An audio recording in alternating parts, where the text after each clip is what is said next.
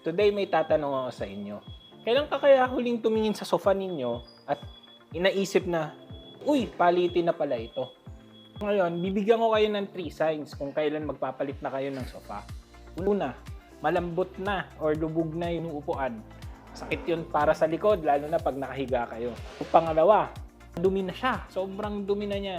Lininis ninyo, mukhang madumi pa rin. Palitin na rin po yun. Sa pangatlo, at pinakamaganda sa lahat, marami na po kayo, hindi na po kayo kasya dun sa sofa. So, kailangan nyo na po mag-upgrade. Kung meron ka isa dun sa 3 signs na sinabi ko, pwede ka na namin tulungan. Punta na po kayo dito sa Ganch Home Plus or message po kayo sa Facebook page po namin. Mga ka-Ganch, transform your space, transform your life. God bless po. Bili na kayo sa Ganchom Plus.